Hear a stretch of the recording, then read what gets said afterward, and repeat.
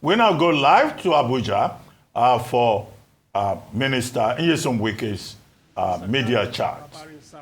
Mr. Dari Babarinsa is co-founder and former executive director, Tell Magazine, but today he is chairman and MD, Gaskia Media Limited. Good to see you, Mr. Babarinsa. Thank you very much. And of course, sitting next is the one that is so popular in Abuja, they call her Madam Speaker, or Digital Oracle, Kimberly Nwachukwu. She's of Nigeria Info, and there she's manager program. Kimberly, good to see you and welcome on board. Thank you very much. Good morning. All right, Honorable Minister, you already met the panel now, so let's get started. We've seen you in a frenzy this past couple of days, inspecting projects as usual, trying to be sure that everything is ready for Mr. President's visit or impending visit. We would like to bring us up to speed on that. Well, Benga, thank you very much for the opportunity.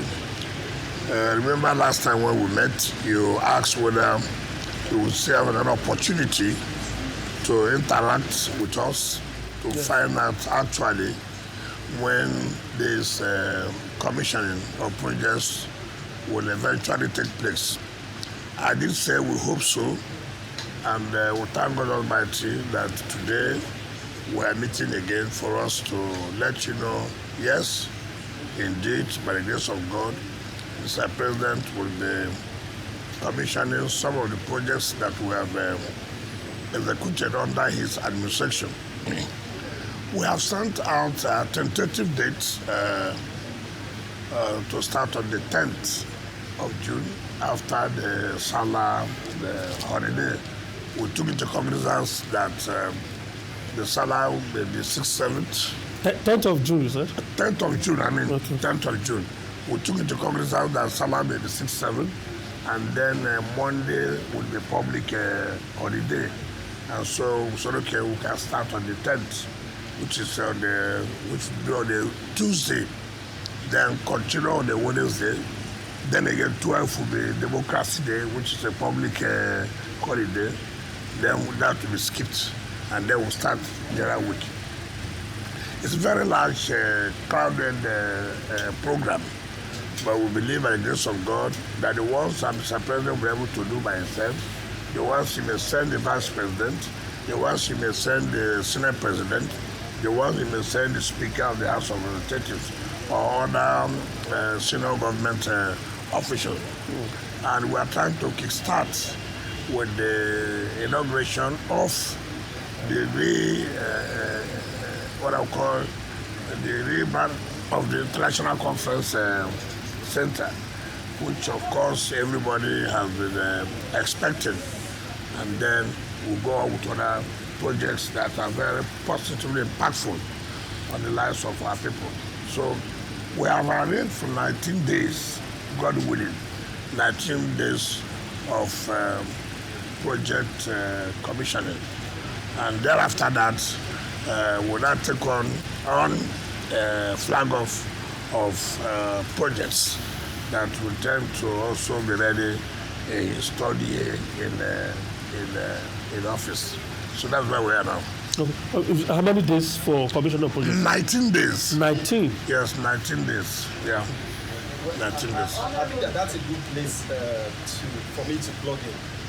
That is the fact that the exemption of the FCT from the Treasury Single Act has enabled the administration to do a lot of things at great speed and at scale.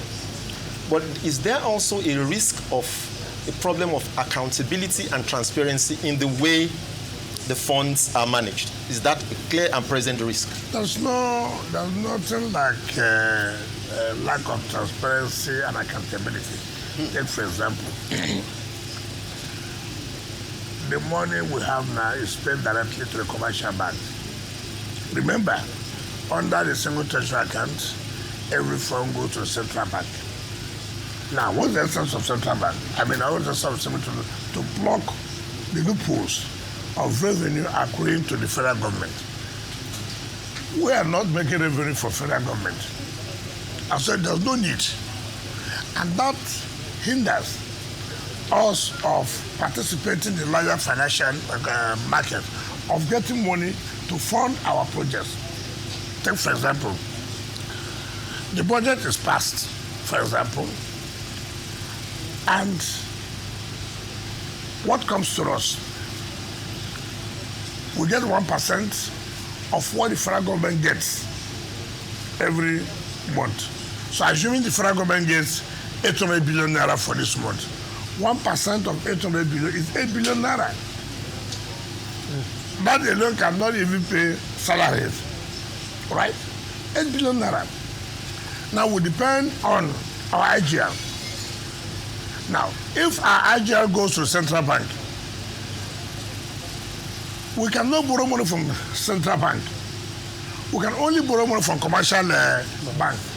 And commercial bank, what is collateral? What can we hold in case anything happens? How do you repay? Now, what the president did, and that's what you see, the president sees government as business. He wants to succeed. And the only way to allow a city to succeed is to unlock them and make sure that they have access for funding. Now, how much do we need for this commercial bank? We need, say, for example, 100 billion naira. How do you pay? You tie your IGR to the loan. So every month, the bank collects social amount of money. Now, with that money you have, you're going on with your project because the money that comes every month cannot go around for you to start the execution of projects. So you need much money so that you'll be paying back with your IGR. But if the president did not do that, we would have been in a mess. And that is true to the matter, we have been in a mess. We cannot collect loan from central bank. So all we will do at the end of the month, what comes in? Social amount of money. So how do we share it? With the bogus projects, capital projects that are carried on, it will not work. So the movement of a single treasury account was a blessing, and that is done by someone who understands how to make governance easy. If the president has not done that, all this we are talking about commission of projects and this and that, we would have been in the situation today. So he's removing us from the exit of funds from the single treasury account to enable us to be on our own, to raise funds, and carry out projects. And that's what they are seeing today. Yeah, but the question is, what mechanisms exist for accountability of the funds that you are now able to leverage your assets to use? Yes. First of all, projects are approved when it passes 10 billion naira to the Federal Executive Council. Before that, the Bureau of Public Procurement will tell you this is the amount that can be for this project. So it's not only within you staying to approve a project. And then it is also approved in your budget. Right? Now, so what happens? When the Federal Council approves a budget that is beyond the threshold of the FCT Executive Committee, then that you now sign an agreement with the company or the contractor, as the case may be, and then we pay according to procurement out of 30%. Do you understand me? You pay. Now, you now pay a milestone based on the certificate issued by the FCDA that this contractor has done 5%. Now, in that case, you have no problem. And two, we don't sit in the offices to say, oh, the FCDA has submitted the interim certificate, pay social company. No, I don't do that. I will go to the site and see for myself and call the executive, the acting ES, come. You have recommended in the interim certificate number 1 that we should pay 10 billion naira. Can I see the work now that I can say they are qualified to be paid 10 billion naira?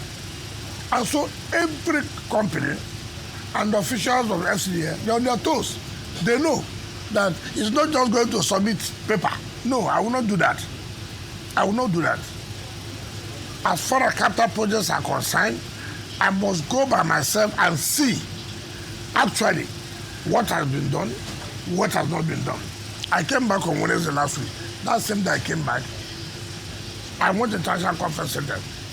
I called Jonas Berger. You told me you are 90% done. Can we go? They came. Behold, they are more than 90% done. I was happy. I went to Girishi, where CGC, the interchange to Maitama and going to Jahi. 100%.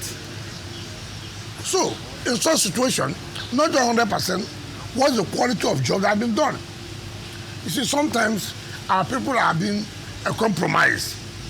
You see the resident engineer sign anything for you. I said, what for? On Saturday, I was at Oshafa. And the resident engineer, without taking approval from us, has given approval to the contractor to make a way for that the ability to having asked them that they should open social place for them to be passing. So I came down there and said, why is this place? This will cause a lot of traffic. They said, oh, the soldiers asked. I said, no. Who are you to take that decision without coming to us? There and there, I removed him. I said, covered. The military shoot. From here to it's about 50 meters. We can't continue that way. I removed him instantly. And I told the contractor, you assured me that this work will be done. With what you have seen, are you sure you are going to complete this work before this exam? He told me, yes. So that they work in the night. That's okay. On Sunday, being yesterday, I didn't tell him. I went back there on my own. And I was satisfied with what I saw. Indeed, he was going to complete the job.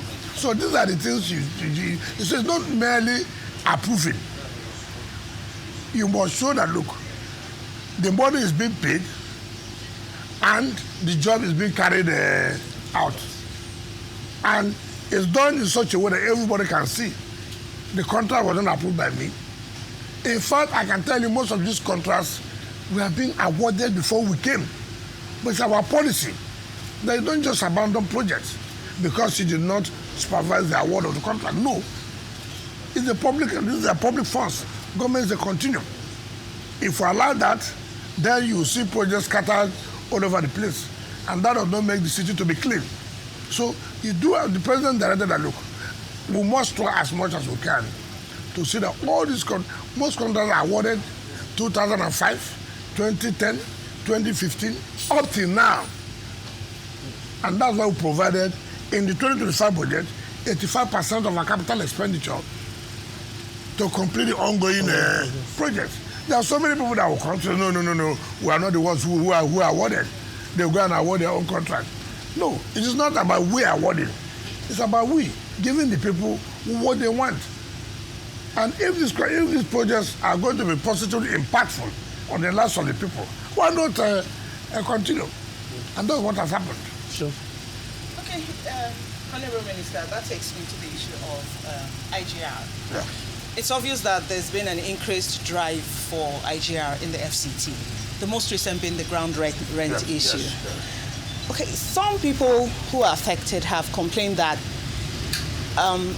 it's either they didn't know about this or they were not informed or they were not asked by previous FCT administrations, and that's why some are owing up to 10 years, 25, 30 years, and that they're wondering why they have to pay for the lapses or ineptitude of past administrations. And then, Honorable Minister, given the state of finances of some people now, they may not be able to offset a bill of over 30 years that has accrued over 30 years at once. So what are you doing to maybe installmental payments or giving people more time, or what are you doing about this? See, it's not unfortunate in our country. You're a tenant.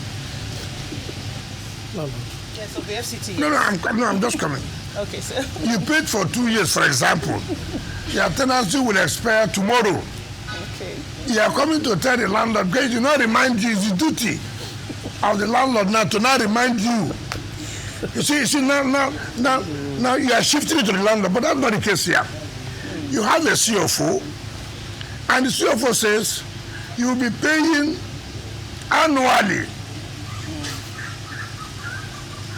for you to continue to keep that property.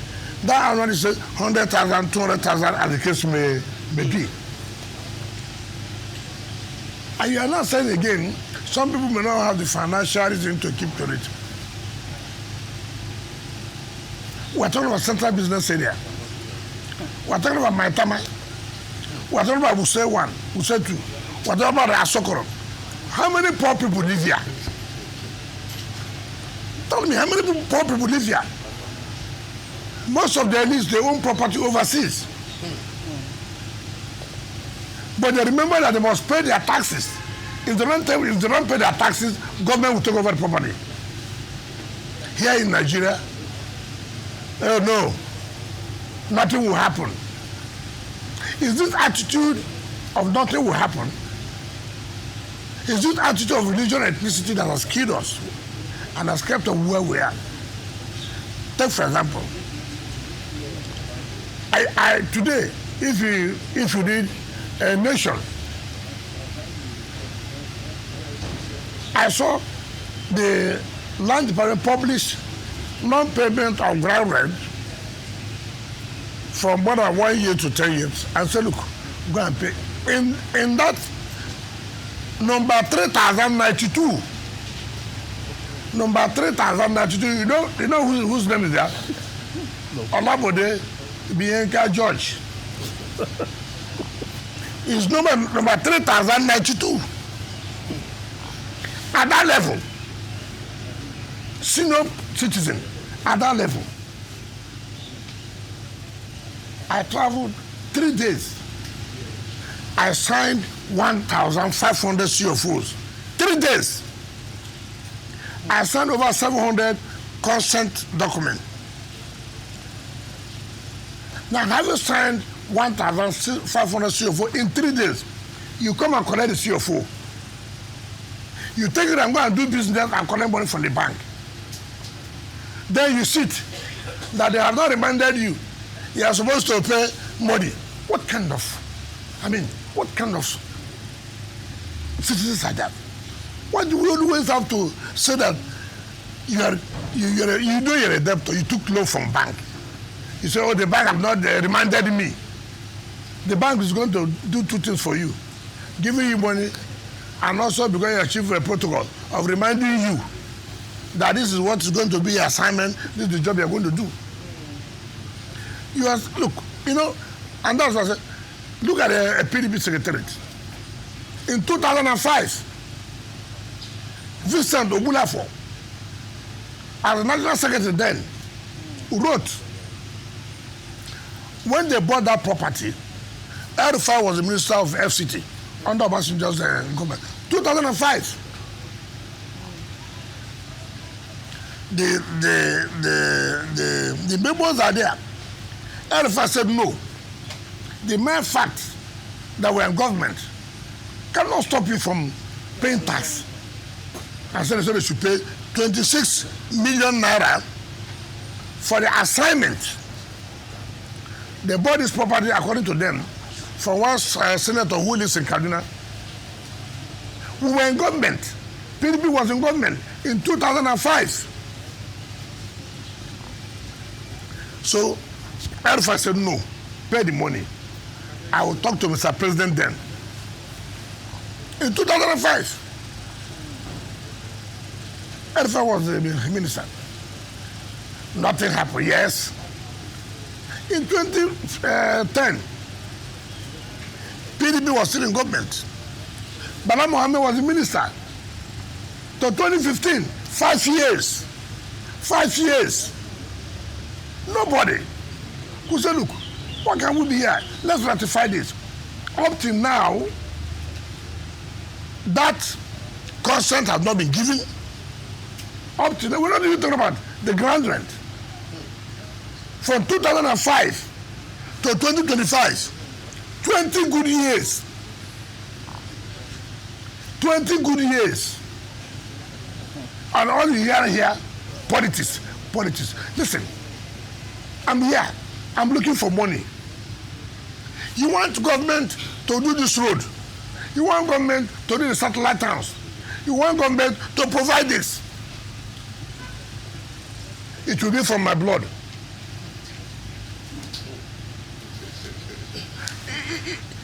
This is a country where we always respect the laws of other countries. When we go out, you see us obeying. Even without being told, we will obey. But when we come here, no. Like, what happened recently showed me that, look, there are people who do not want this country to progress. There are people, and when I saw those who were behind, I just laughed. I said, you need leadership that have to tell you, no, this can continue this way. It exposed so many people. All those who are complaining, are they the poor? Have you seen any poor man? He owns a house in Machama. He owns a house in Usetu. He owns a house in Asokora. He owns the businesses in the central business area. How much are they supposed to pay? Nobody pays up to 400,000 naira as grant rate a year. And then you come and tell me we did not remind you. You have seen your house boys whose duty is to come and remind you that you're a debtor. Whose duty to tell you that, look, as a tenant, your house rent has expired. I mean, look at the kind of excuses. And I laugh. Some people will even say play politics. And so, oh, you know, we're the ruling party. It will affect us. Affect you how? Are we taxing based on APC? Are we taxing you based on PDP? So how's it going to affect you? But because they know they have been exposed, all kinds of maneuvering, all kinds of blackmail. Oh, the minister is too hard. Minister is not this. These are the same people who complained that when the former government was there in the 80s, that they never knew if there was any minister. Now the same people now, I say, oh, he's too hard, he's this. The same people want you to give them, yeah, you did this also, I'm living social place. Can you help me to let that be road? With which money? Yeah, but two wrongs don't make a right. No, how? I'm doing the right thing. It's the process of recovery. Yes. Or your administrative processes. Yes. Either collect the ground rent or revocation. The argument largely that I've heard is that you don't follow due process. What is due process? You require a court order. No, it's not correct. I don't require a court order. It's not correct. First of all, we're giving you notice. Okay. Remember, in March, we published. In March, we will publish about these people who are owing. In March, April, May, June. Now, look, the caucus of the leadership of PDP, led by Senator Abamuru, they came to see me. Now, look, this is the problem they have. I say, what's that? That this and that and that. I said, okay, hold on. I turned by my right. I brought the documents, internal memos. I said, take. Go. Read it. Tell me. They confessed that, look, it's unfortunate. I said, no. I don't want this a confession here. You will go back to the party leadership. Tell them to tell Nigerians that, look, indeed they found that I did not do anything wrong. It was them. They should even thank me. They should even thank me. You know, if not with the presidential intervention, I believe that people say heaven will come down, heaven will come down. But then they said it's only 7.8 million naira, which you, as a loyal party member, could, dip your hand in your pocket. You can't even pay. It's the first of all, it's not in my name. Even them cannot pay because the problem is not in their name. But that is not the point. Who is the one that will say, people like Bodeja will say so? Look at the debt owing. That's what I said. Bodeja said so. How can he say so? I read what he said.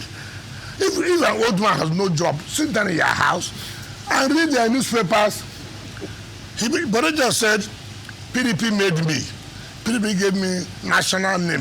PDP, I agree. Party cannot make you. You are the one that will make the party popular to win election. Yes. Party. Your Excellency. Now I'm coming, sir. Party cannot say we are popular. It is you, individuals, that make the party to be popular. Look at it this way. I agree that PDP made me. Ask Bode George, whom did PDP make in Lagos? It is the party that makes. Whom in Lagos did the party make since 1999? Not one assembly, not one House of Reps, not Senate, not anything. Not anything. Not anything. And then you are talking to me who has labored, campaigned, and worked for the party to be the major party in the state and at national level. Meanwhile, in your own state, the party has never one day, every day crying, complaining, every day from 1999, complaining, crying, Tinubu did this, Tinubu did not do this, they rigged the election, every day. Even when we were in power, we knew what we did to make sure that people take over in Lagos. It didn't work. Even when Jonathan came, we know what we did. It didn't work. Your Excellency, thank you very much. I want to ask two questions. How different is Wike's administration in FCT from your predecessors? And secondly, are you still in the PDP? Fine. It will be very wrong for me to assess myself. It is you. No, what are you doing differently from your predecessors? Look at what we are doing differently now. You have said, want to be you, not you as a person. The people have said FCT was not working. And FCT is working. Which means, first of all, I'm doing things that they refuse to do. One, I have found out that most of them didn't have the courage to annoy people, to step on toes. I have a lot of interest. I take joy when I step on the toes of big men. Those who say that nothing will happen, I take joy. I say something will happen. It will happen. It makes me happy. All you want me is to take decision against the poor people. But you, the rich man, nothing will happen. Something will happen.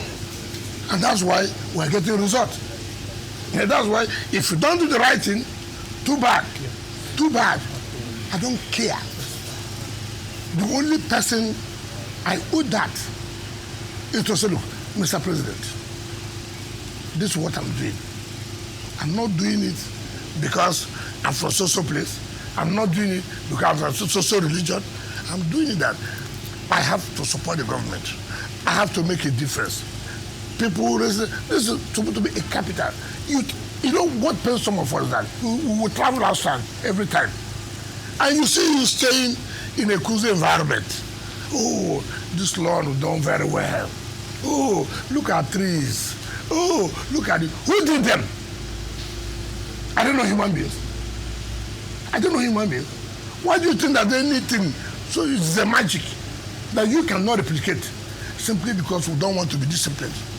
Simply because we believe that he's my brother. Simply because he's my sister. Or simply because we worship in the same church. We worship in the same mosque. These are the only things that anybody will give as an excuse. Who don't want to do the right thing. I mean, where will we go to? Where? So, this is what we're doing. Now, what is that man PDP? Which party am I? I'm in PDP. Now, you see, when people don't want to learn, you see, impurity will kill you. Like you said here, some people said, when you were governor, you were doing this.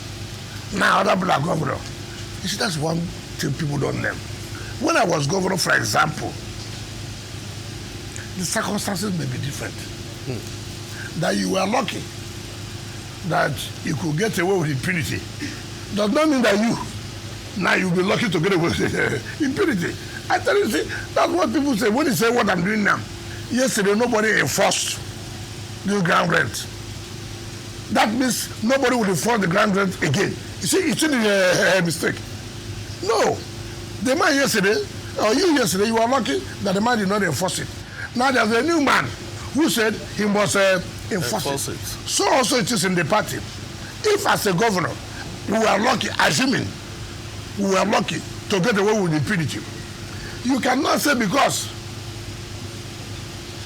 you too, you were also based on this impunity you were acting.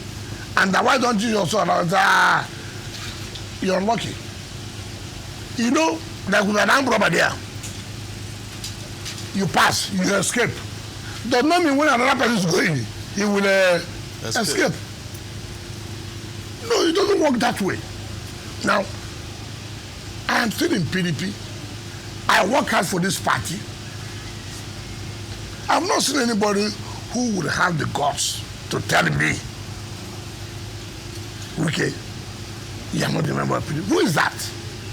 What is his contribution to the party more than me? All right, let's leave party for now. Let's take you back to the FCT. I know there's a lot of questions to ask concerning the party one, but I want to take you back to something. Now, your 2 years or less than it since you became minister has been very evident in terms of the projects that you're doing. You've shown the courage to expand infrastructure. I mean, you're called Mr. Project, Mr. Infrastructure. And even without a band, a lot of residents here applaud the work that you're doing in this regard. However, there are also some people asking, so what next in terms of what to expect? Is the signature of your administration going to be about your infrastructure, roads, and the likes of it? Or are we going to see a shift away from that? Maybe not away, but a shift aside from that. Maybe housing, seeing that we have housing deficit here and schools. Okay. Government cannot provide housing alone to the people. Key thing first. What drives investors to come? I want to build a mass housing estate, for example. There are no roads. How would I achieve it? I want to build a world-class medical center as an investor, but there's no road. How do I build?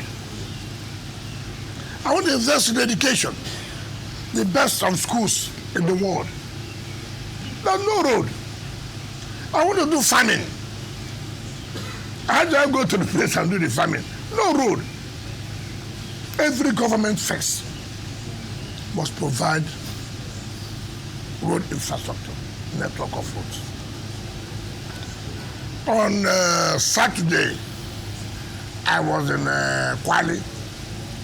I went to Gwagwalada, Kwale, and Buhari, Ushafa. When I went to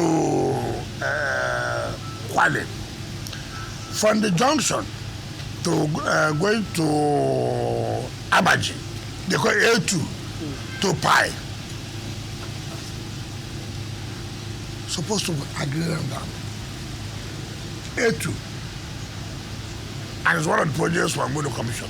Then from Pi, this A2 to Pi is 15 kilometers. Now from Pi to Gomani is 15 kilometers. But I remember that when I got to flagging off of Pi to Gomani, so from this A2 to Pi, the road is bad. How do you award the job from Pi to Gomani without awarding A2 to Pi? How do you go to Gomani? You have to pass through Pi. I called the satellite time coordinator. I said, what kind of thing is this? Of course, English language, grammar. I said, no, this will not happen. Immediately, under emergency, we awarded the A2 to Pi. A2 to Pi has been completed. My brother, you do us a favor sometimes. Used to take interest and go and visit these places. Now, when I got to that Pi, where the road has ended, then the contractor doing from Pi to Gomani. So the contractor told me he had also sort of. I said, no, we must go there now. Let's go there. We entered the vehicle. Why would this country talk about food security? Why?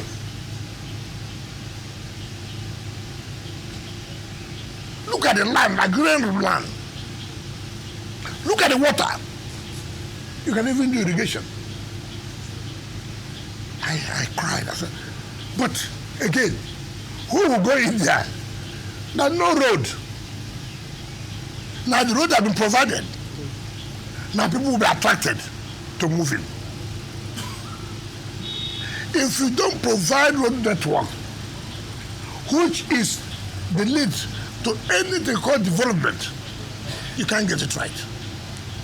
So for us, our is to create the enabling environment. The enabling environment is tackling security if there are, provide the road network. You will see that investors will come. I can tell you in the next few months, I'm sure the whole of that land, the funded, those are people to go and do farming. They'll go and take it and do land speculation. So, doesn't that put a responsibility on government again? No, that there's more for you to do in that place. That is what we're saying. Empower people to make use of the potentials of that place for agriculture. That's what we're saying. The agriculture today we are talking about is not a subsistence agriculture that will make a country to be great. It is not an agriculture from here to here. No, that is from hand to mouth. If you want to talk about agriculture that sustains a country, so this is a mechanized agriculture. And that requires a lot of funding. But sir, are we seeing the deliberate effort to get these investors in this sector that you just mentioned? Of course, that's what we're saying.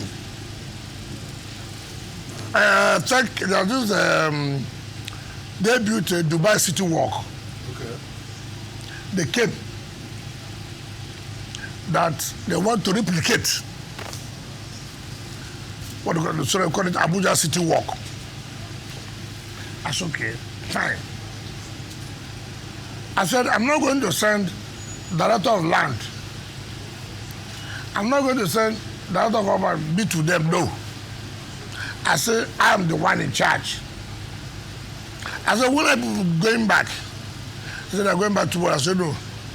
To show commitment, you won't go tomorrow. Follow me.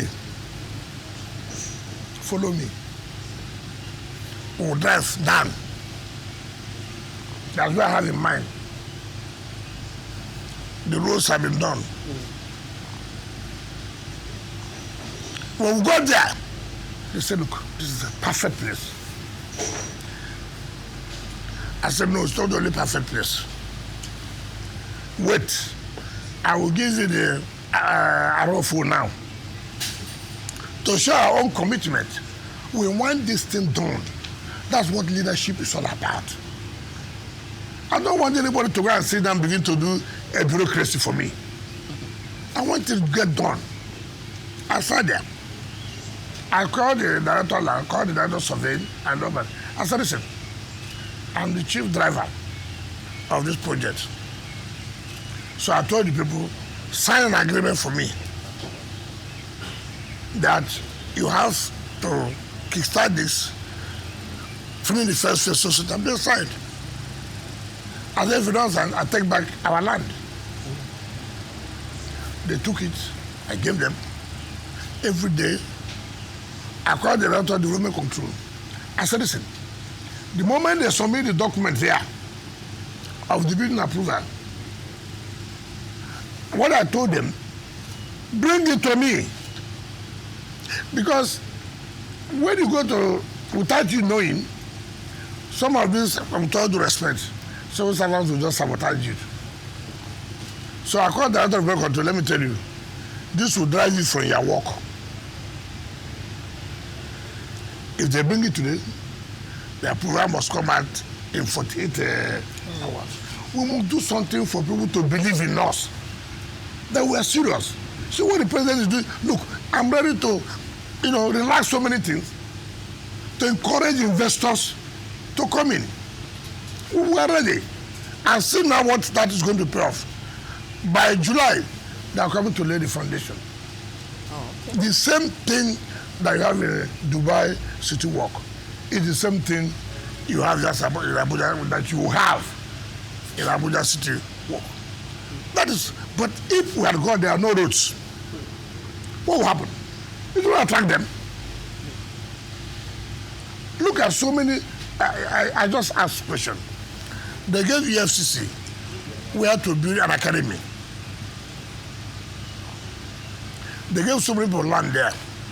For how many years? There's no road. Yes, how do we enter the place to build academy? We are going to commission the road. I've just finished it. Now people are driving in. Without that road, nobody will go and do anything. Without that road, yes, you cannot build an academy, which will lead to the development of the area. How do you give people land? No infrastructure. How can the city develop? Individuals don't build roads. Individuals don't provide water. Individuals have been doing it, sir. No. Tell me where individuals have provided road. All they do is they make shift. That is not road with basic infrastructure in terms of water, in terms of light, in terms of other communication. No. And you don't blame them. You don't blame. You just go and grade something. You say it becomes road. It becomes kidnappers then. Well, I guess that's what life largely is in Nigeria, that where individuals literally, although on a makeshift basis, become government on their own. But I'm still interested in the question of infrastructure. Yes. The budget, the FCT, the budget is about 1.8 trillion, I think. Yeah. And then your administration has set aside 72% or about 1.3 trillion on capital projects. But I want to ask you a question on the small things: water, security, CCTV, and water to start with. I live in Guarimpa. Okay. We have been struggling to get water out of the tap for the last 2 weeks. You said there's a rehabilitation going on. Yes. How long is that rehabilitation going? You see, first of all, when things have not been done well, it has this effect. And it's very painful. It's this attitude of everything on bureaucracy. You remember when we came, they were awarded this Abuja Greater City Water to the Chinese Exim Bank and this and that. My brother, to tell you the truth, when you look at some of these things, you just wonder, do we really love ourselves? Do we really love ourselves? How can you, a country, will spend millions of dollars through loan? In 10 years, you've not seen the reality. Now, by the grace of God, as this administration came, the president said, look, we have been hearing about this Abuja, what is happening? I briefed him. It's okay. You have to do something. And by the grace of God, we are going to commission the first phase of the water done by CGC, right? Now, in that same vein, we're talking about water. When President traveled to China last year, which I was a party to that, we signed the memorandum of understanding with the Chinese company CGC to supply water, to provide water for some of the satellite towns like Karu, Buhari, Kubwa, all those areas. And I said, look, it is easy to provide, to put in the budget, but again, the fund may not be there. You see the whole thing. Now, luckily, President's magnanimity provided 50 billion in that. We, in our statutory budget, we also provide 50 billion. And it's one project that, if we're going to achieve it before the end of the tenure of Mr. President's first tenure, that project will achieve it. But again, it requires funding. And that funding is pay your taxes. Pay your taxes. One thing I tell people, if you are paying your taxes, you are not seeing anything being done with it, you have the right to complain. I have told everybody, ask me, Mr. Wike, we have been paying our taxes. No road, no this, ask me. Ask me, I challenge anybody. So in terms of water, we are going to. But again, it's not by mouth. That's why I'm bent on this issue of taxes. There's nothing Abuja can don't. We are not in oil state or oil city. We are not. I've told you what to get for the federal government. 1% of what the federal government gets. So without these taxes, you would have even said, ordinarily, there should be a special intervention for the FCT capitals by the federal government. It's the city, it's the capital of the country. Therefore, there should be a special intervention to make sure the city looks like other cities. It's not this way. We're just breaking our head to get money to pay, and big men, elites, will be trying to say that no, that's why we are resisting. You should help us as our ambassadors to also talk to public. We are saying this should be done, this should be done. Have we done our own part? Look at the publication we made today about grand rent. Over 5,000 names and the amount there. Like my sister said, have you remanded them? Well, remanded them. No, that's what they are saying. No, but you know, so what I'm trying to say that when the last comes, we have remanded them. Go and pay. Nobody's business is to take your land. How many land would you take? Okay, take for example, they carry blackmail. Oh, minister, I want to take the whole land. You carry it to where?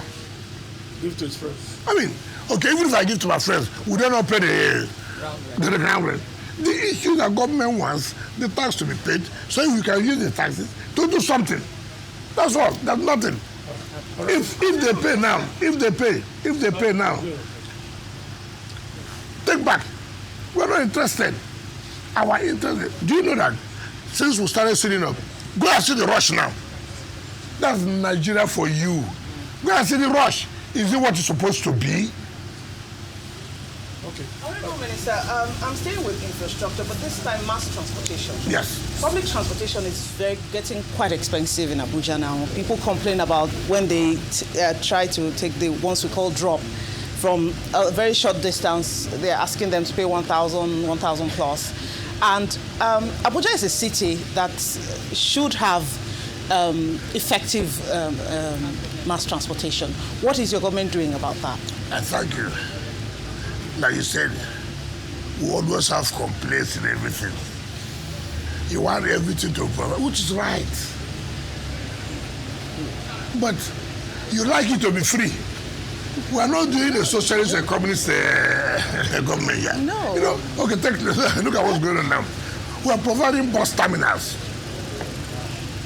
Go to Mabuchi, go to Kubo, go to Central Business area. It has never been there before.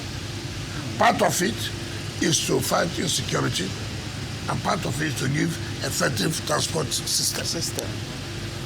What we intend to do as to reduce the cost, like you are saying, is to provide massive, quite good number of buses and taxis in FCT's own column, that you will know that, look, this is for FCT. And then, of course, subsidize it because of the hardship. But let me tell you, there's no time Nigerians have ever complained. Honourable Minister, can we do something? We need to go on break because it's statutory. We need to go on break now. We'll allow you, when we come back, we'll allow you to explain further how those bus terminals will operate and the other components of it that are still in the offering. We'll pick up from there when we come back from the break. Okay, we'll go on a quick break. We'll be right back to continue the dialogue with the Honourable Minister.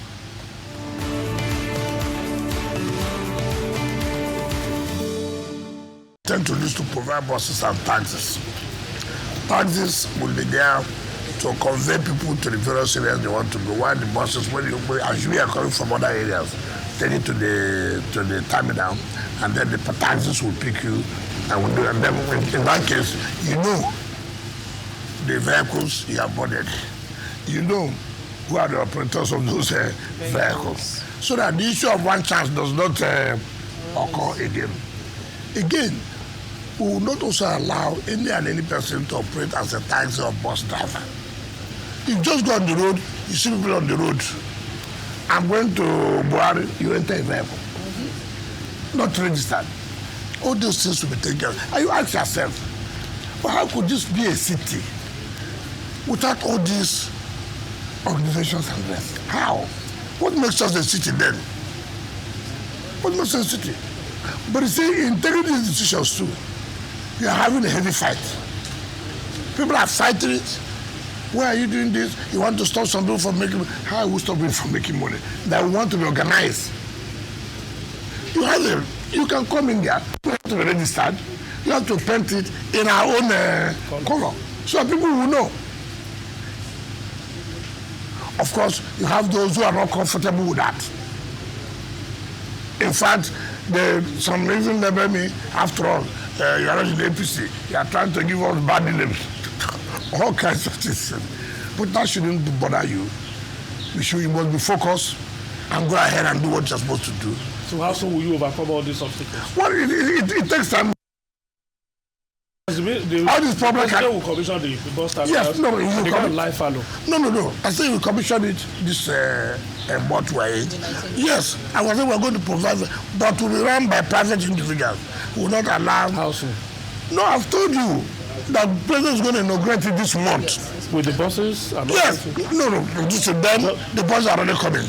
Because you have to buy what's in the budget. We are provided in the budget for 2025. Right? We couldn't have provided then when the terminals are not ready. It doesn't make sense. And it will not be run by Transport Secretary. No. We will not agree. That means everything will collapse. But we will supervise. But we'll hand it over to private individuals to run. Okay. Your Excellency, before these projects we have commissioned another program. How faithfully are we implementing the Abuja Master Plan? Is this still, as people talk about it? It's still part of the fight we are fighting. People go and distorted the master plan. And you go and say, look, this is not what's the former minister gave it to me. Why are you coming there? Because I'm not a Christian like you. Because I'm not a Muslim like you. Because I'm Igbo. Because I'm Yoruba. Because I'm outside. All kinds of things you hear. And you don't even want to say, gentlemen, let us tell ourselves the truth. Look at this place. It's supposed to be green. Look at it. It's supposed to be drainage. Why this? And somebody wants to say, this must be implemented. You see blackmail. They give them platforms on the television, social media, or whatever, and begin to lambast the government. Simply because you want the right thing to be done.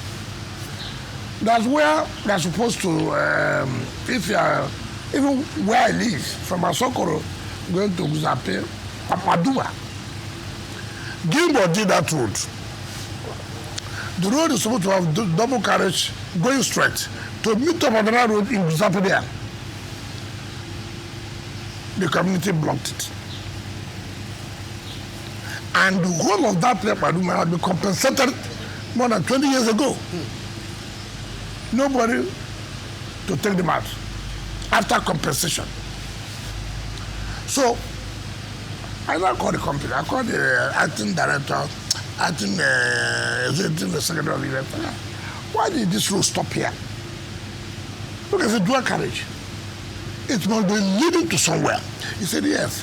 There's about 600 meters to connect to the other road. I said, what happened? He said, the village. I said, why are you talking like this?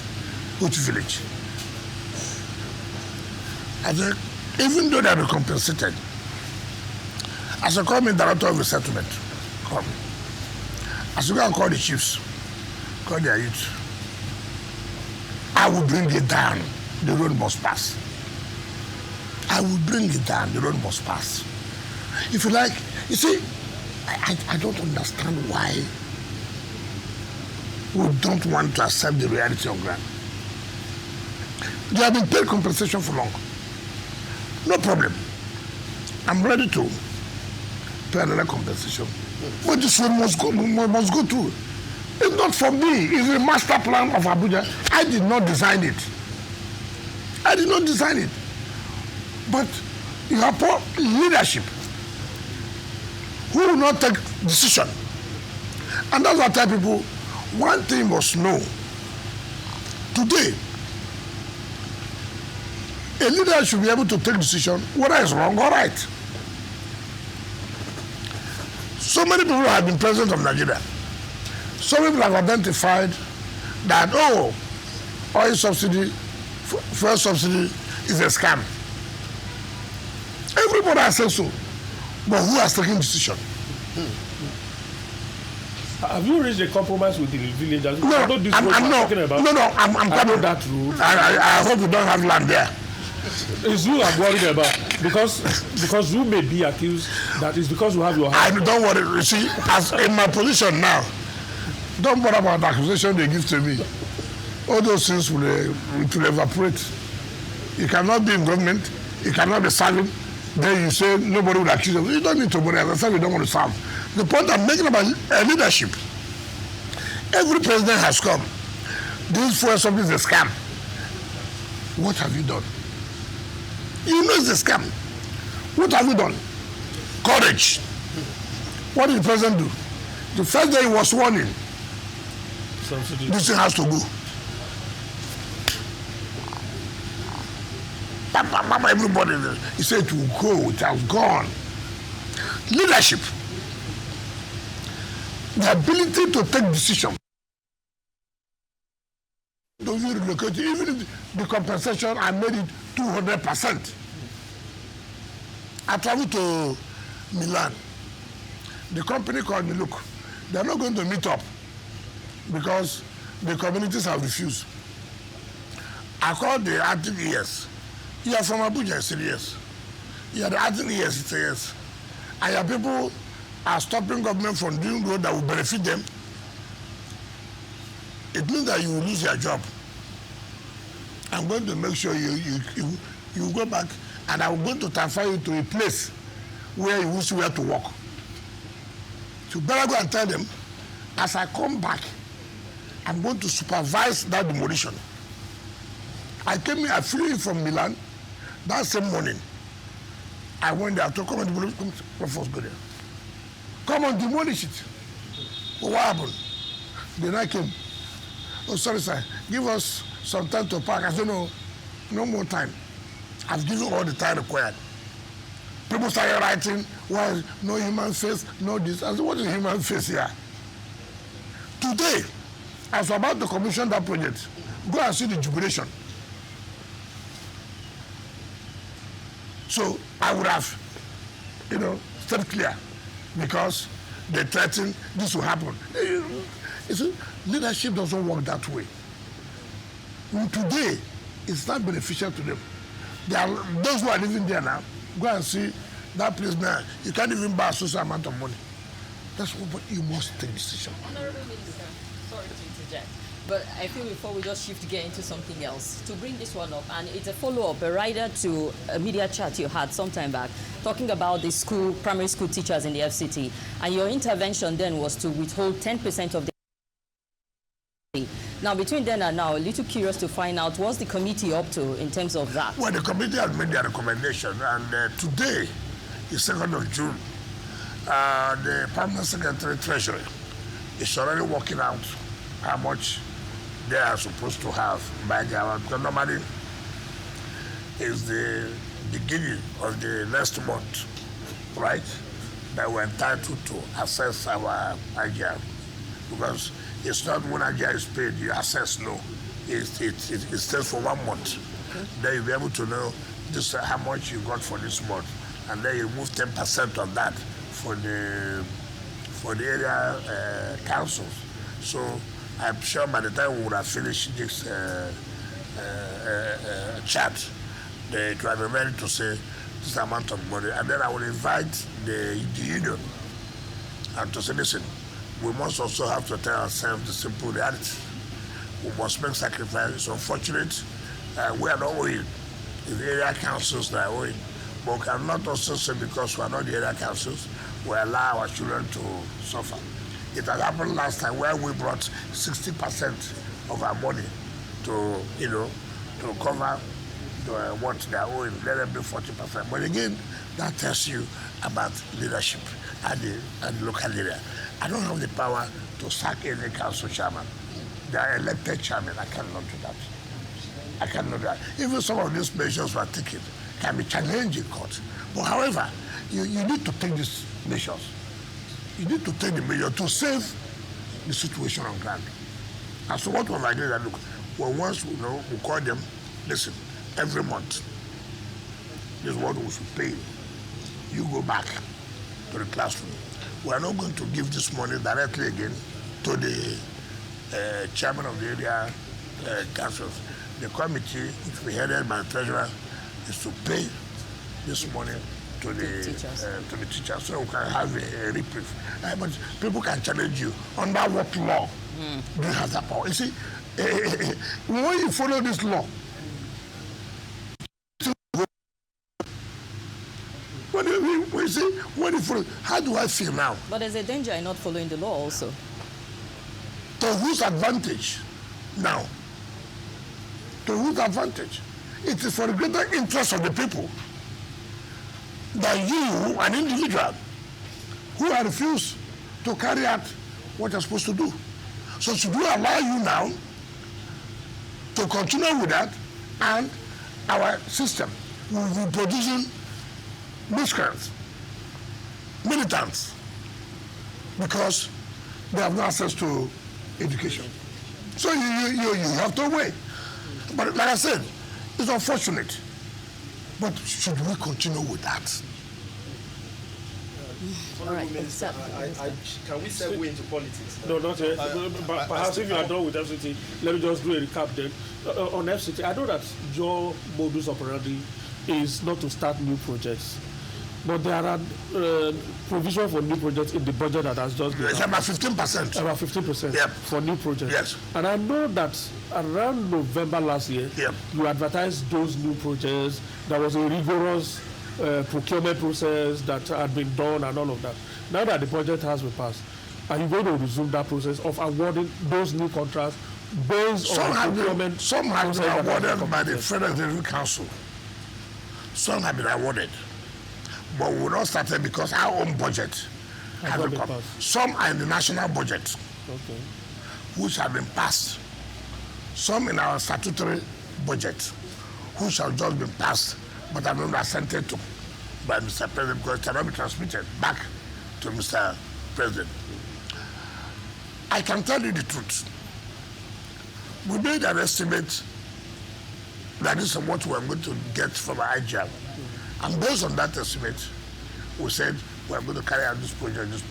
That's why you see us being aggressive on this issue of payment of ground rent. If that is not achieved, obviously, it will be like abandoned projects. And that's what we don't want to have. I don't want projects awarded for the sake of being awarded. No. I want it's awarded, it has to be implemented. Okay. Like I said here, we have set up in our mind, look, the president will be 3 years, May 29 this year. What do we have to let the people know, see what the president has been able to achieve? You must have a target. You must have, look, these are things I'm going to do from now to social point. But our handicap, our challenge is this issue of payment of taxes, which I say, I will do everything within our powers to see that we achieve it. It doesn't matter the blackmail. It doesn't matter the blackmail. I won't care about it because you want good soup, you put good money. You want good road, money must be there. You want bridges, money must be there. Nobody will accept you to give him a job and the job will not, and you won't pay, you don't have money to pay. It doesn't make sense. That's why you have people abandoning a project left, right, and center. Okay. So the new projects will be based within the 15% that is available in the 2025 No, 15% is the new project. Not that the 15% of the fund that is given to them. No, that's not what you said is actually what I meant. Yes, so yes. That the new projects will be based on the 15% that is available in the budget. Yes, except as an emergency project. Take for example, there could be emergency project like I can go up now to a satellite town or somewhere, and I can say, hey, no, if you don't do this now, this will not survive in this rainy season. It becomes an emergency, but you have to do it. Because see, you can't go everywhere at the same time. But something can take you out. And you see, I know that this must be, solved now. And then that one, it becomes under emergency procurement. All right. Is it on the FCT? It's on FCT, yes. The issue of FCT indigenes has been a recurring issue in this place for many, many years. Do we have a policy that will take charge or take care of that problem in a permanent basis? I'm being careful. This is a federal capital territory. In order not to indigenize the federal capital territory. However, it is under this administration of Ahmed Bola Tinubu that indigenes of this place have been recognized. It has never happened. All the mandate secretaries used to have are not, proper speaking, what you may say, Abuja indigenes, but they are residents. But today, the indigenes can beat their chest to say, under the administration of Tinubu, they have mandate secretaries. 2 out of 6. Yeah, mandate secretary of Indian Council, mandate secretary of Agriculture. Today, for the first time, under the Tinubu's administration, apart from the last set of service for FCT, the person now is a woman who's also from FCT. I know how happy they are. Today, under the administration of Ahmed Bola Tinubu, who has given hope to the civil servant of FCT by creating an idea to be permanent secretaries. Before they don't do, they retire as directors and go. They post permanent secretary from other ministry to head the FCT. It was under this administration that stopped. And we have permanent secretaries now. At least not less than 2 are indigenous.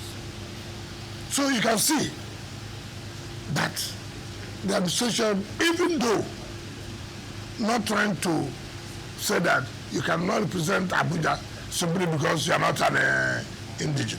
But again, we have not lost sight that, look, we must also encourage them that they are part of the governance structure. That inclusivity helps to stabilize the place, and we can say to the glory of God that has been achieved. Okay, guys, we are very into politics now, and I'm sure Azu, you are ready to go. Oh yes, absolutely. So my question is on your recent disagreement with Governor Seyi Makinde. You know, you accused him of breaking agreements and undermining party unity. His camp has said that you are a saboteur, that you have sabotaged, that you are sabotaging the party. In fact, they have described you as a wrecking ball. How can you stay in the APC government and undermine the party that made you? I did not accuse Makinde that I said that we had a meeting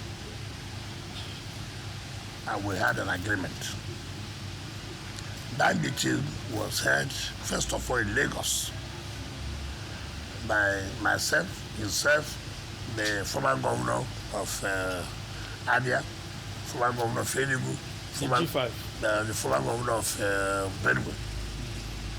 That meeting concluded and said, look, let's move on, allow this so that the party can be focused. Then we came back, and there was supposed to be a meeting in the former Senate President's house, Bukola Saraki. But before that meeting, that particular date, we also met in my house in Abuja, where we reiterated that, look, we have agreed on this, so let's move on. That encouraged me to also attend the meeting in Bukola Saraki's house, and where we agreed on items and items and items. And then there was a meeting called by the Chamber of Governors Forum. In fact, Chamber of Governors, PDP Governors Forum was in that meeting, and where I was encouraged to attend the meetings. And I attended, and I met, but it was to my dismay. And that, look, what we agreed is not what is coming out. And by my investigation, which I said, look, you are my friend, it is not fair. We agree on something, then somehow it turns out differently. What did you agree on? First of all, we all agreed that Samayam, by the Supreme Court judgment, is the secretary of the party. Let us not allow the party to have crisis. You see, forget about those who will abuse you. Yesterday, did I abuse me? Did I abuse me yesterday? No, they abused me yesterday. So don't bother yourself about people abusing you. They will hate you. You are the one who's carrying our party. You are this and that. Why did I say that? Because most people do not know. And when you don't know, the public is not aware. All they say, oh, this happened, this happened. So it's good to let the public know. See where we are. See what happened. See what did not happen. I read what one of his boys said, abusing me, all kinds of. Did you deny what I said? That is something matter. It's not about I'm a spoiler, I'm this. Those are names you can give to anybody. Deny what I said. We did not agree. We did not meet. That is the issue. You can run courses on me, no problem. In politics, if you don't want to be abused, don't go into politics. Honorable Minister, you said something, sorry to interject, Yes. but you did say Supreme Court ruling. Judgment, no ruling. Judgment. Now, it gave some bit of ambiguous interpretation to a lot of people who are saying the Supreme Court is saying that the lower court does not have the jurisdiction to determine party leadership. So it's left for the party to determine. No. See, that's the problem we have. Who went to court to challenge that Samayam is no longer the secretary? Who went to court? It is Governor Sheyi and his people and Bada went to court. And the State High Court, the State High Court said yes. By him running for the gubernatorial election in Imo State, that is due to have resigned. Samayam went to Court of Appeal in Enugu. There was split judgment of 2-1. Samayam went to Supreme Court. And the party also went to Supreme Court challenging that decision. The Supreme Court said, look, first of all, the man who went to court, what is his locus? Assuming there's even a crisis, it's within the internal affairs of the party. And therefore, set aside the judgment of the Court of Appeal. When the judgment of the Court of Appeal is set aside, what does it mean? Are you going to deny me the fruit of my labor? Now, what is the subject matter? Assuming they're not conceding, National Secretary position was not zoned to southeast. Within zone to southeast. It's a zone between the north and south. And the south came back to want to go back to zoning. To say, okay, look, since Secretary came here before, let it go here. But not as a party, national party, that it was on to the southeast. It doesn't stop anybody from vying for that position. But what it means is that, yes, that look, for us to work together, allow them to bring the secretary. We went to National Convention. And he was elected, not appointed. He was elected by National Convention. Now you not go and sit to say, oh, the Southeast has said he should no longer be secretary. Who says that? And somebody was elected in the National Convention. People just give all kinds of misinterpretation, say everything that they want to say. It's not correct. So the seat of National Secretary was not ab initio zoned to the Southeast? No, there's nothing that we have never zoned regional. We zone north and south. Okay. Then when they zone to south or they zone to north, like the National Chairman was zoned to north. When the north now met, they said, okay, let it come from north central. That's how you came. Then how you came and left. Now, the Deputy National Chairman of the party, by the constitution of our party, should be the one acting in order not to deny that, not of their chairmanship position. It is that. Now, when the North Central came up, to talk, I said, no. You cannot appoint somebody to preside over those who were elected. It must be by election. How can these people who were elected, National Working Committee, you say North Central brought somebody when it was the entire country that voted for the national chairman, even though he comes from a particular region. Now, to tell you how funny they are, they said they had a NEC meeting, which is not correct.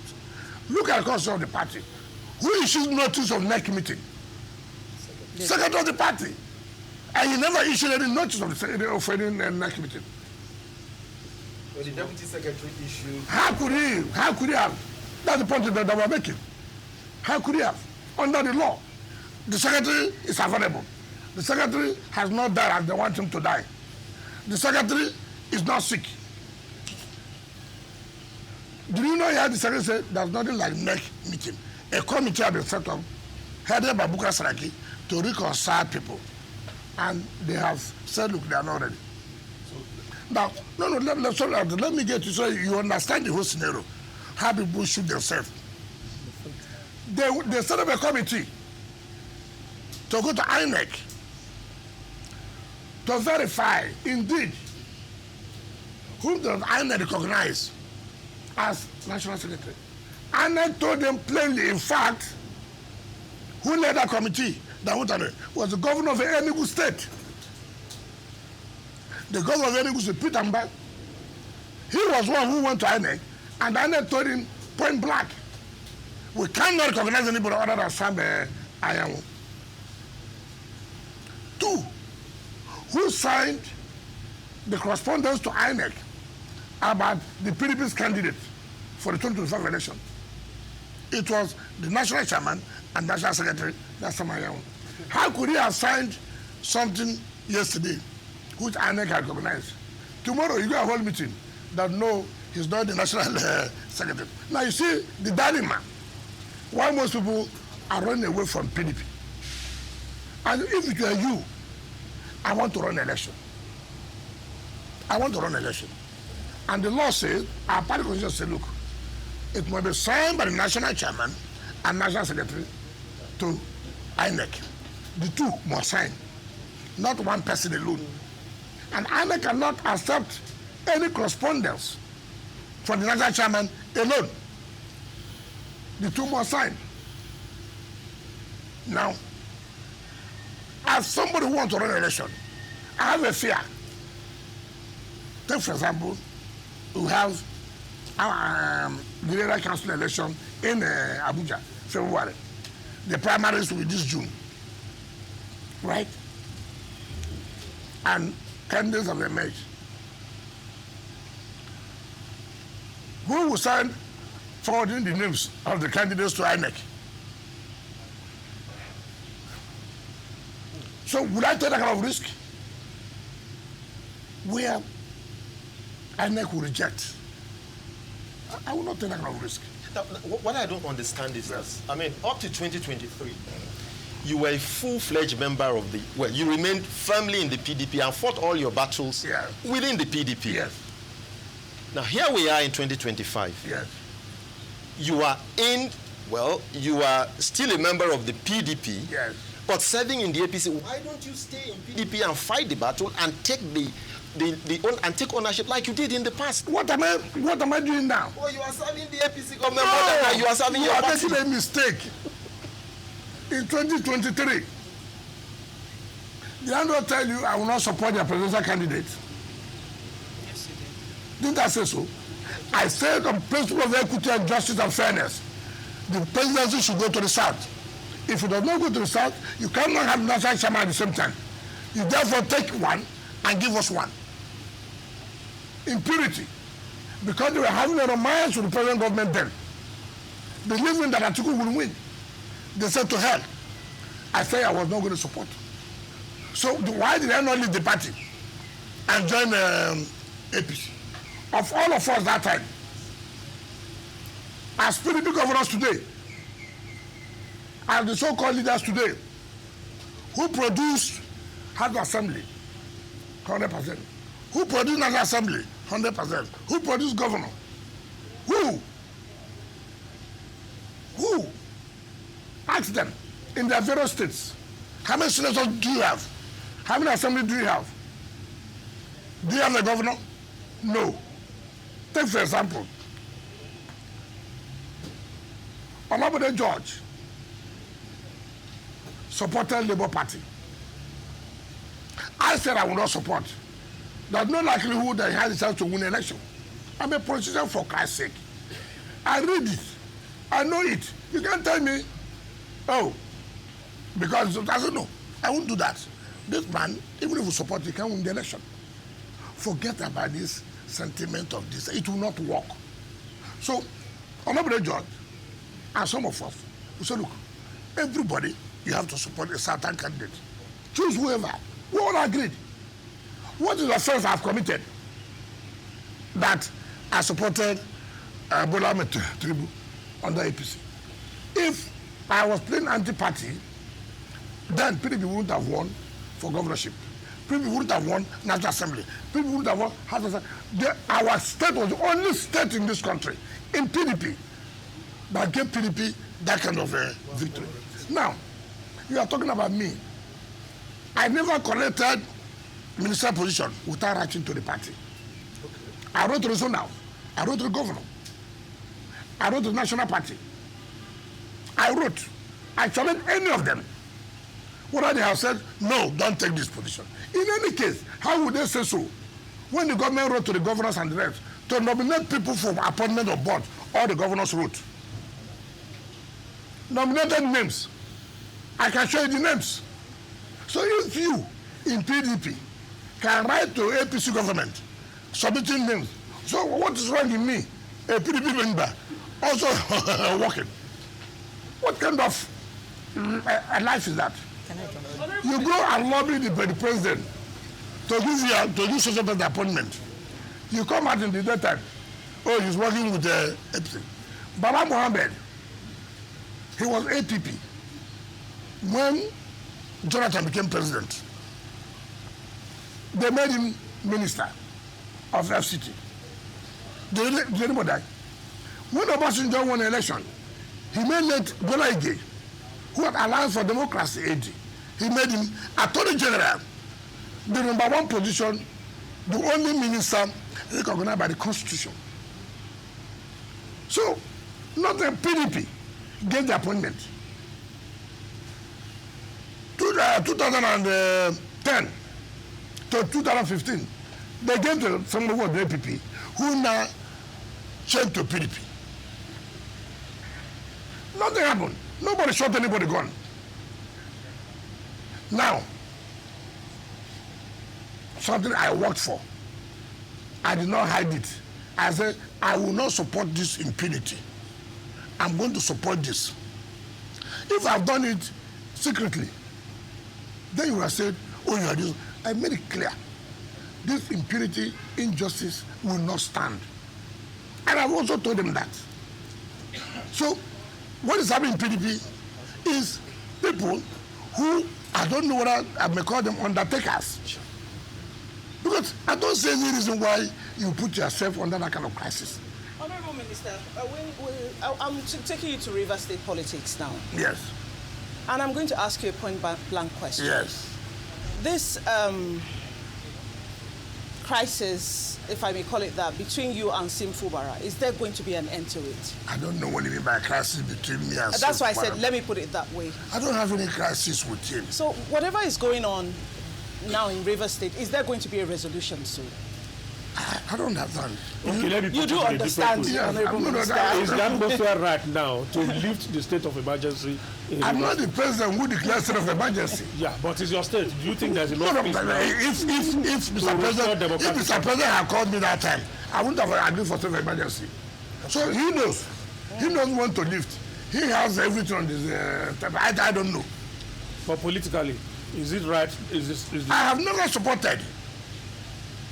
So the issue of because it's right or not, it does not arise. But we What I said was that his declaration of emergency was to save the governor because the governor was almost impeached. Yeah. That was not our own hope. Yeah. We wanted after the people who accepted so severely. Yeah. But the president is wisdom. And that's why I said the governor said it, that his people should not be talking too much. That the president saved him. I did not say it. He said it. Now the point I'm making, when you say crisis, I have told you severally, I don't have crisis. But rather, the governor, unknown to me, gave himself to be the tool for those who couldn't fight me to fight me.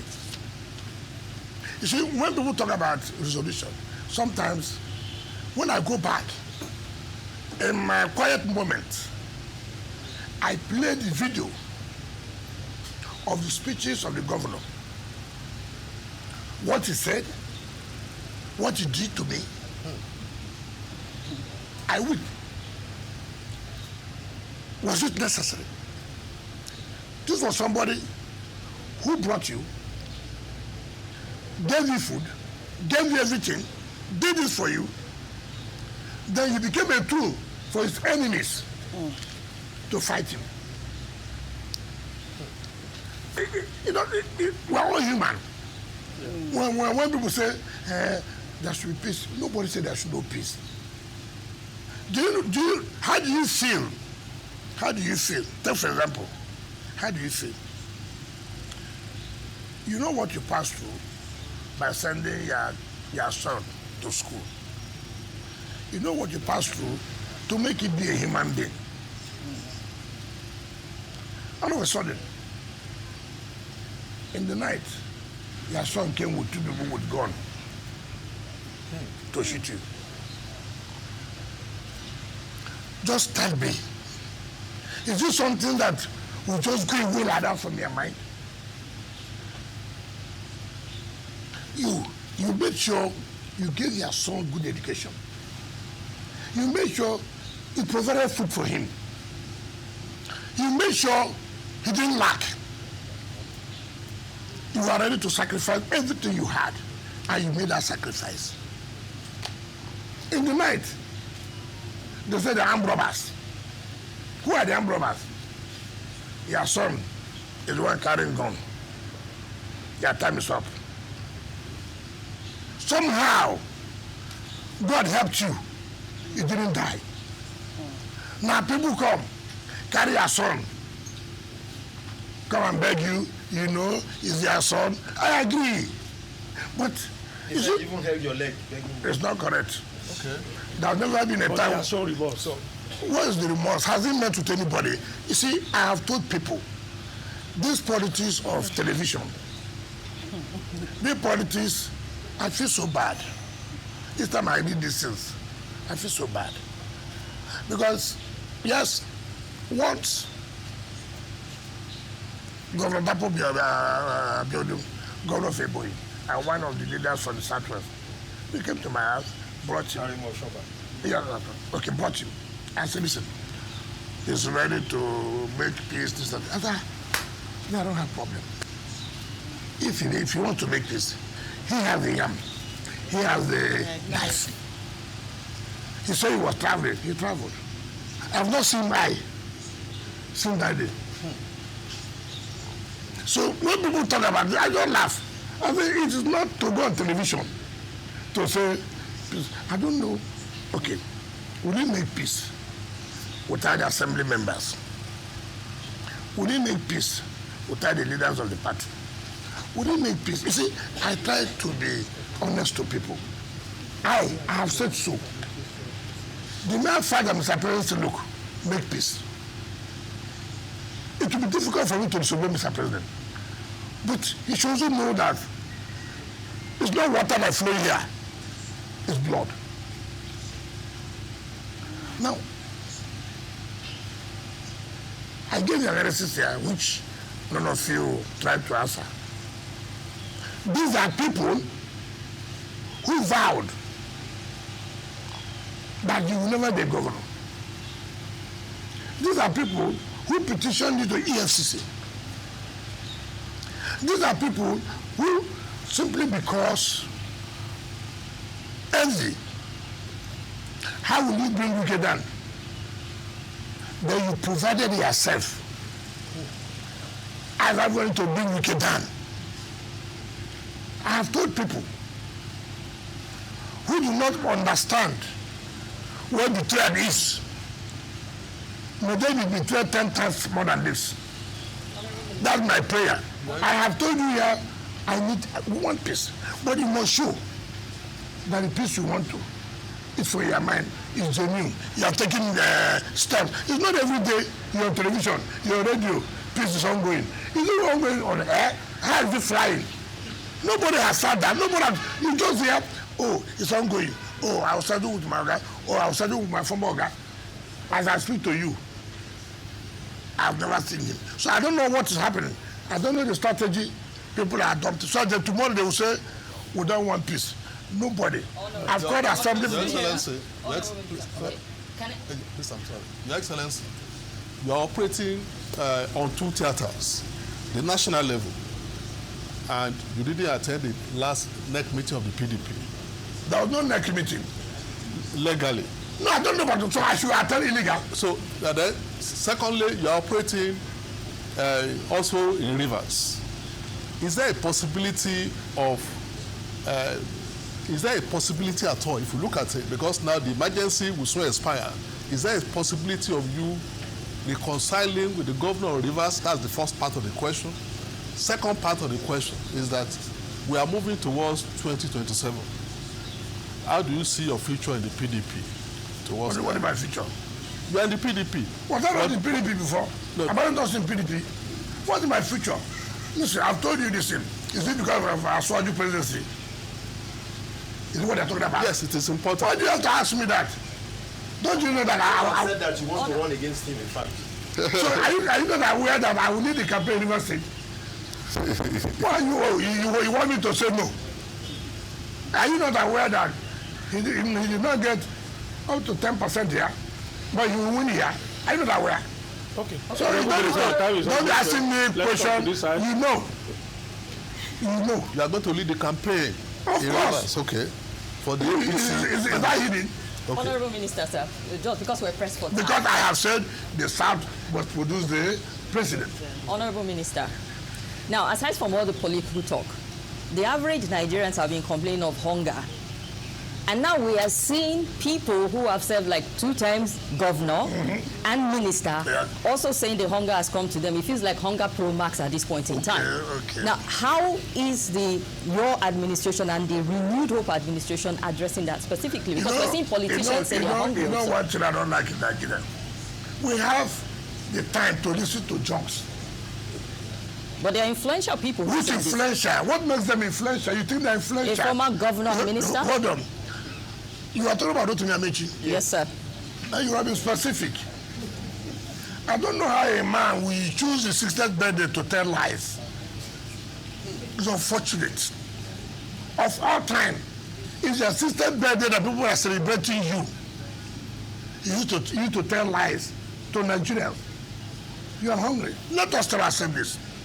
He was speaker 1999 to 2007. And if anybody knows, he was the most pompous speaker. Then he was reading law in London as a speaker 1999 to 2007.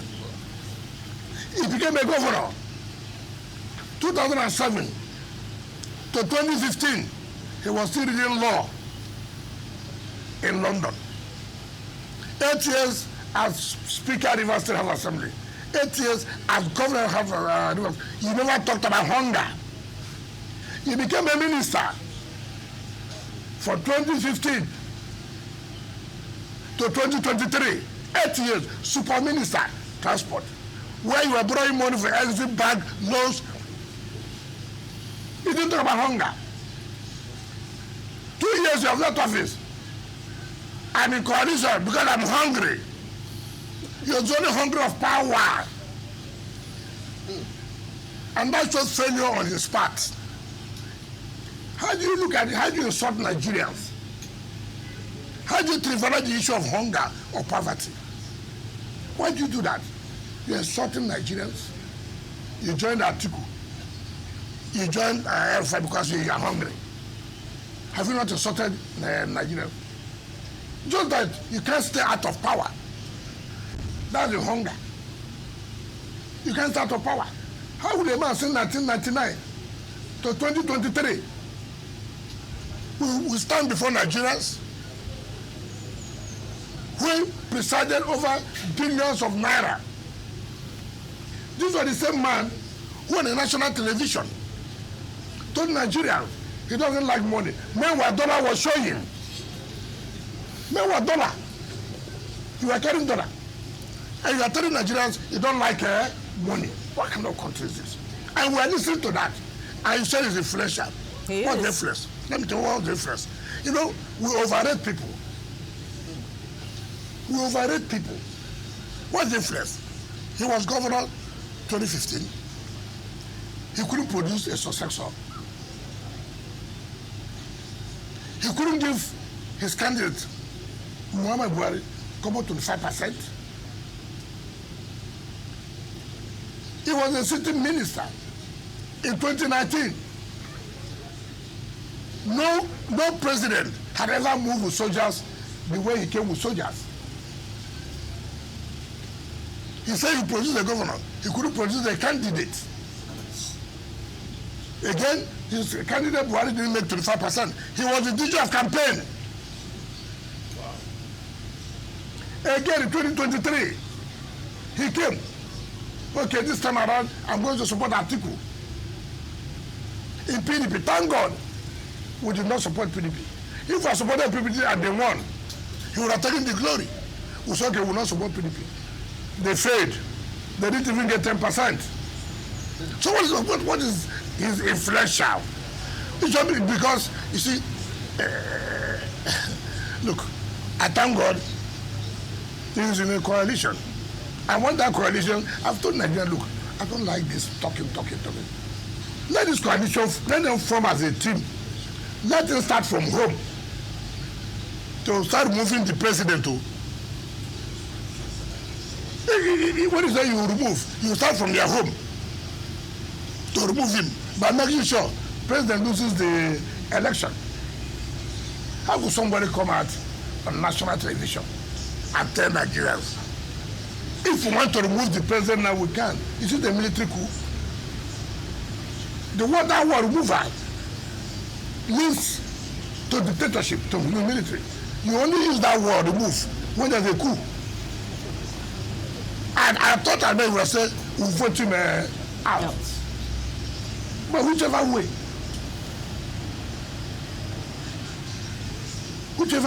Why would a man not talk about, you saw what happened in this country in 2015, 2019.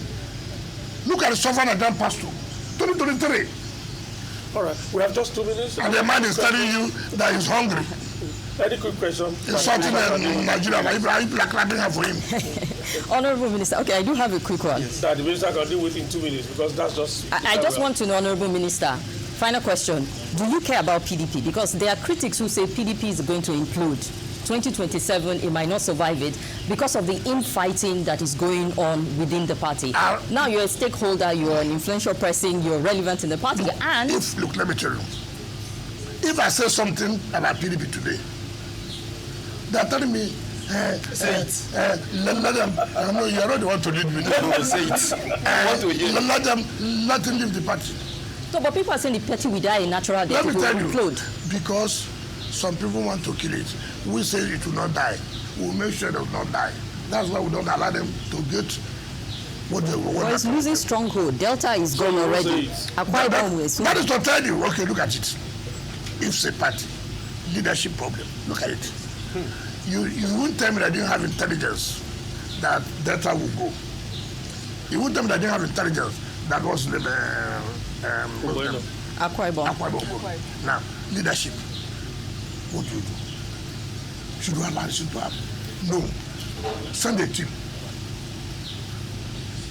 But why are you doing this? No, you're making a mistake. This. Impunity. Let them go. Let them go. You know, it's opposition does not do impunity. No. We try to see beg, put everybody together. You don't say, let them go. Let me tell you, they are just playing to the gallery. I cannot do that. The more you look, the less you see there. All the people shouting. I just give you some time. I came out. You have seen me here. I said I will support that. So I didn't say I didn't say with people. The way we won other elections, that's how we will win. You don't understand me? I'm not a liability. I'm an asset. Whether you agree, you don't agree, I'm an asset.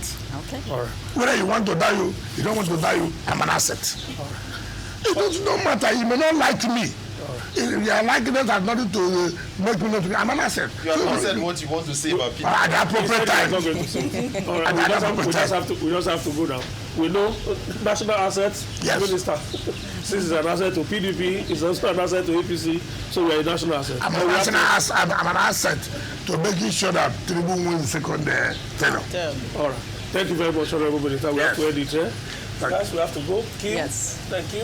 Thank you very much. And of course, Mr. Ababari, sir. Thank you very much. Shehu, good to see you again. Thank you. And of course, Honorable Minister, thank you for granting us this audience. Good to see you again. Thank you. That's how we draw the curtains on today's edition of the Ministerial Chat with the Honorable Minister of the FCT, His Excellency Nyesom Wike. We hope to see you again. Until then, we say goodbye. My name is Ben Garulima.